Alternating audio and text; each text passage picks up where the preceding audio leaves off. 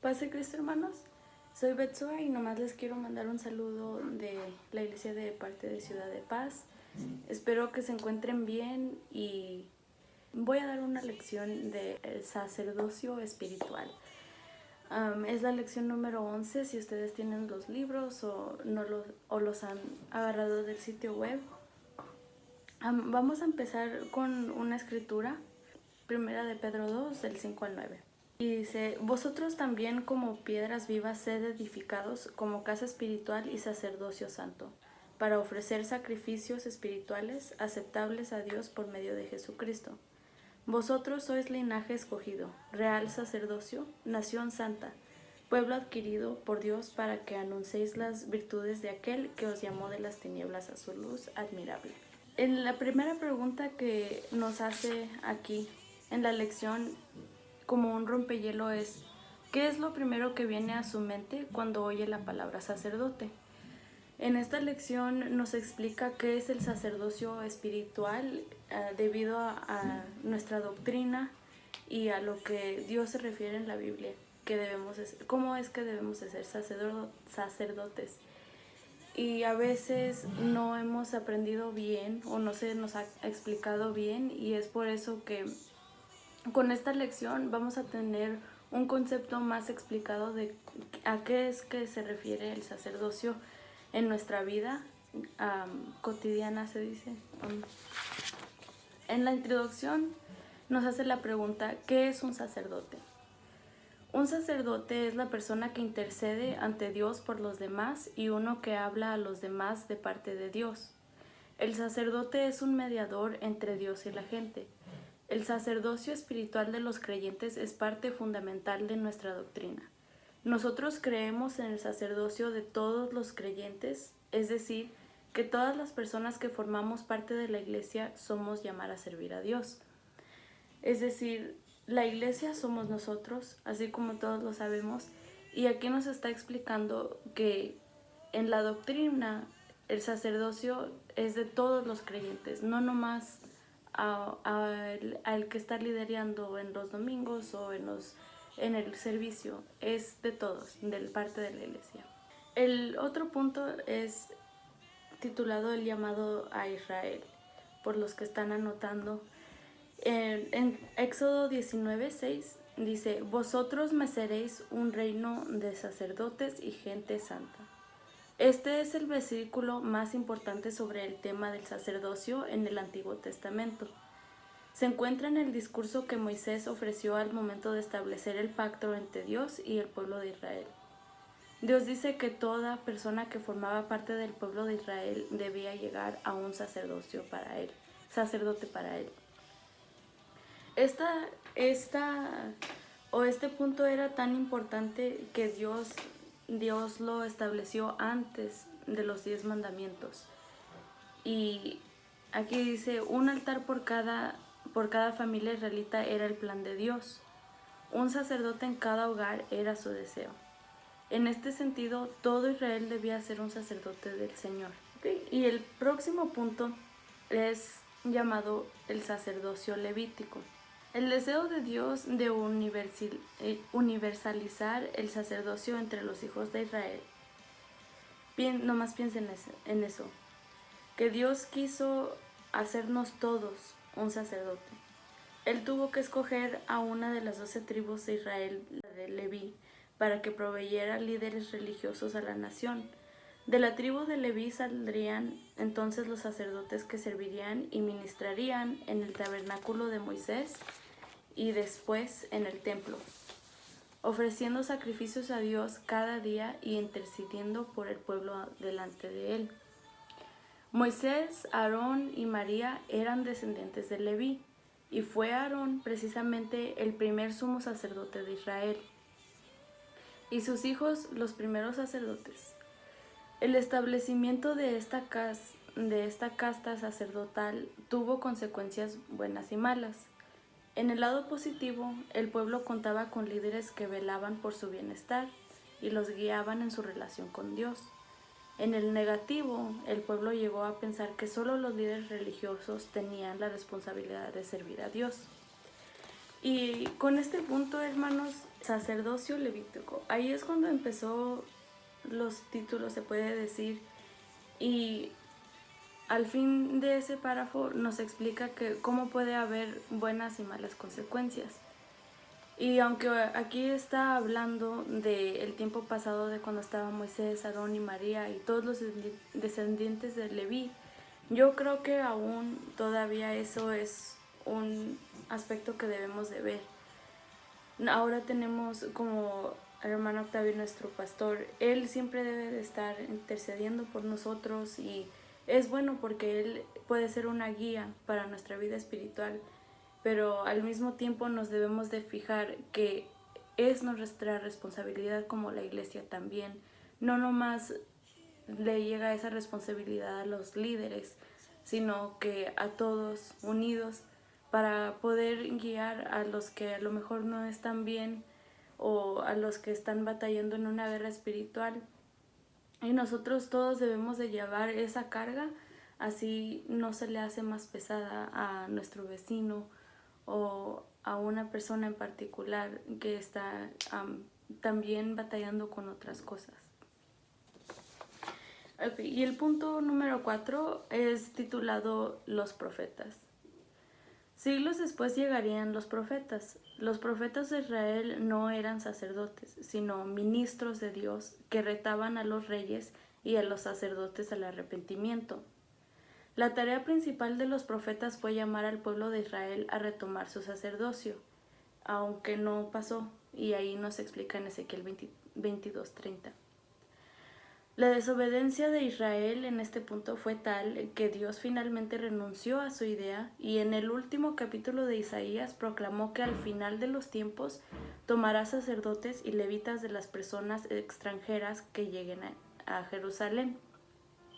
Y ahí es nomás enseñándonos que aunque Dios tenía un plan de tener un sacerdote en cada hogar, no se cumplió porque hay mucha gente que no acepta la responsabilidad y o no somos adecuados para poder hacerlo así como lo va a hacer Jesús. Nos explica ahí en el Nuevo Testamento o en Hebreos. El próximo punto es Jesús, el gran sumo sacerdote. Jesús llega y se inserta en la línea profética. Él se opuso a los líderes tradicionales de su tiempo, que representaban muy mal a Dios, explotando al pueblo, especialmente a los indefensos. Y esa es la parte la que estaba hablando anterior. Nadie cumplió con el plan de Dios, así que Él se insertó como el sumo sacerdote para que Él pudiera cumplir la ley. Aunque nosotros no hemos hecho lo que ha hecho Jesús, y aunque nunca vamos a alcanzar lo que va a hacer Él hasta que lleguemos con Él, no quiere decir que no debemos aceptar la responsabilidad de poder ser un pilar en nuestra familia o poder seguir siguiendo a Cristo y predicando las buenas nuevas para todos esos que lo ocupen. Regresando al punto. Los fariseos y saduceos se encrecían a costa de la gente. Jesús les envió un mensaje claro a llamar al ministerio apostólico a personas sencillas, que trabajaban en la pesca y la agricultura. Gente de baja escolaridad y de estado social dudoso, por ejemplo Simón el Celote. Al mirar el Evangelio podemos afirmar que Jesús es el ministro por excelencia, el mejor que jamás ha existido. Él definió su misión en la tierra de una manera totalmente nueva. Jesús es el gran sumo sacerdote de quien se habla. Todo el libro de Hebreos explica cómo es que Dios se insertó en el sacrificio total. Jesús es el principal ministro o servidor de la Biblia y de toda la historia. Él es también el jefe y dueño del ministerio apostólico, quien vino a completar o cumplir la ley, afirmando que ahora Dios llama al sacerdocio a todas las personas que por medio del bautismo llegan a ser parte de su iglesia. ¿Cómo es que nosotros podemos llegar al bautismo y llegar a ser parte de su iglesia? Nos va a explicar en el próximo punto, que es titulado Un sacerdocio espiritual. En Génesis 12:3 Dios había llamado al patriarca Abraham, diciéndole: bendeciré a los que te bendigan y a los que te maldigan, maldeciré. Y serán benditas en ti todas las familias de la tierra. La promesa hecha a Abraham era que su descendencia sería una bendición para todo ser humano. Pero como ya hemos visto, los hijos de Abraham no cumplieron con estas expectativas, y es por eso que Jesús también vino a cumplir con la ley. La buena noticia es que en Romanos 4 el apóstol Pablo afirma que aquellos que llegan a la fe de Jesucristo se convierten automáticamente en hijos espirituales de Abraham, así como nosotros. Es decir, que Dios ha incluido al pueblo cristiano en la promesa hecha al patriarca. Pero ¿cómo es posible esto? Por medio del sacrificio de Cristo, nosotros somos ahora herederos de aquellas promesas de Dios a través de la cruz. Pero, junto con los privilegios, también hemos heredado las responsabilidades que Dios depositó en Abraham. Es decir, que ahora Dios bendice a la humanidad por medio de nosotros. Es un gran honor y también es un gran compromiso. El sacerdocio cristiano ha de ofrecer sacrificios, no de animales, sino espirituales. David parece haber sido el primero en entender esto. Al no pertenecer en la tribu de Leví, él no pudo ser sacerdote, aunque lo deseó mucho, pero eso no le impidió ofrecer a Dios el sacrificio de alabanza, que en definitiva es mucho mejor. Si gustan también ver más explicaciones de cómo David él quería ser sacerdote, pero no era de la tribu de Leví, pueden ir a Salmos 116 del 16 al 19 y Hebreos 13:15. Pero en esta parte también nos explica cómo es el privilegio de poder ser en el sacerdocio y estar entre las responsabilidades que Dios tenía para nosotros o tiene para nosotros. Vamos a seguir al próximo punto, que se titula Un sacerdocio universal. Las primeras denominaciones cristianas comenzaron por referirse a sus pastores con el término sacerdote y terminaron desarrollando una jerarquía ministral, dividiendo al pueblo cristiano en dos grupos: el clero, es decir, el grupo dirigente de los sacerdotes, obispos, etc., y el laicado, que comprende al resto de los creyentes. Laico viene del latín laos, que significa pueblo. Con frecuencia su uso ha sido despectivo. A través de la historia, las iglesias han caído una y otra vez en el error de afirmar la autoridad del clero, despojando al laicado de su poder. Este es un error compartido por las iglesias antiguas y por las denominaciones modernas. Pero la palabra de Dios afirma que todo cristiano ha recibido poder y autoridad. Y en esta parte nomás nos está diciendo el plan de Dios, que era el sacerdocio espiritual, y cómo es que otras dominaciones y muchas iglesias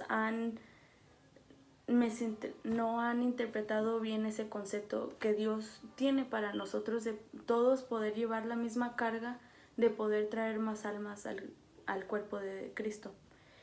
Y esa nomás era una explicación de cómo es que nosotros todos debemos estar unidos. Pueden ir a Mateo 18:18, Lucas 10:19 y Hechos 1:8 para poder buscar más de cuáles son las responsabilidades y cómo se han dividido en otros tiempos.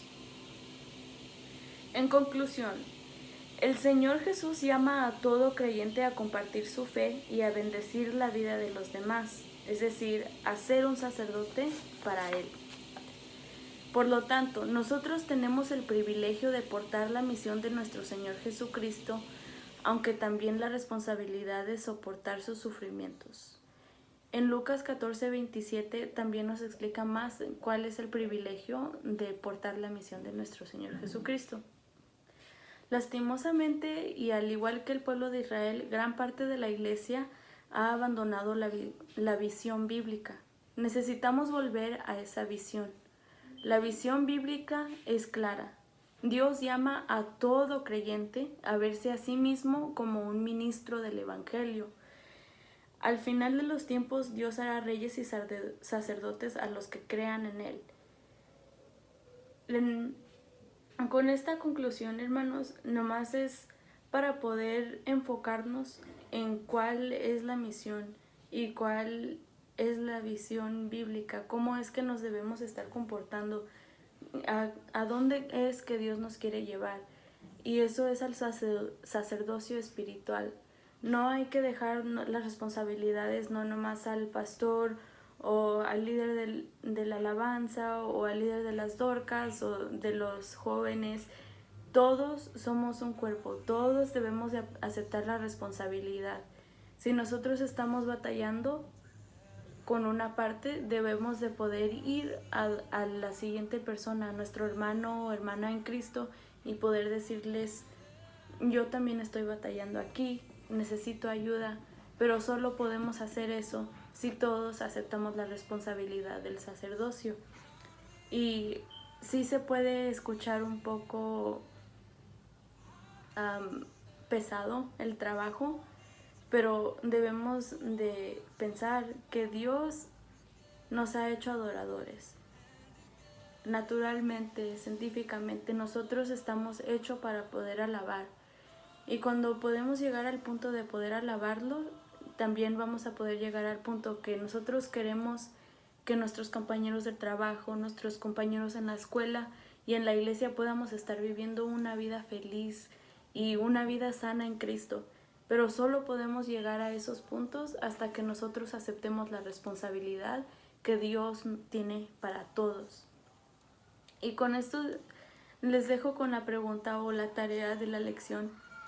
¿Qué puede hacer usted para honrar debidamente su función de sacerdote de Jesucristo?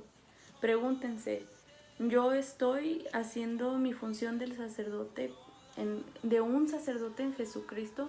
¿Estoy llevando las buenas nuevas? ¿Estoy predicando? ¿Estoy intercediendo? Sobre todo, ¿estoy aceptando la responsabilidad? Nomás piensen en eso, respóndanse a sí mismo o pueden mandar su respuesta a su líder de célula, pero todo esto es nomás para que nosotros podamos ver cuál es la responsabilidad y a ver si en verdad la estamos aceptando. No nomás es decir que sí lo estoy haciendo. Y aparte, nuestros frutos se van a hacer visibles en lo más que estemos entregados a este sacerdocio espiritual. Y esa es la lección, hermanos. Espero que tengan un día muy bien bendecido y que sigan adelante y no dejen que el coronavirus los afecte. Esténse en su casa, protegidos o cualquier cosa que tengan que hacer. Y eso es todo para hoy. Que tengan un buen día. Es un privilegio poder compartir este mensaje con ustedes. Espero que sea de bendición para alguien. Dios les bendiga.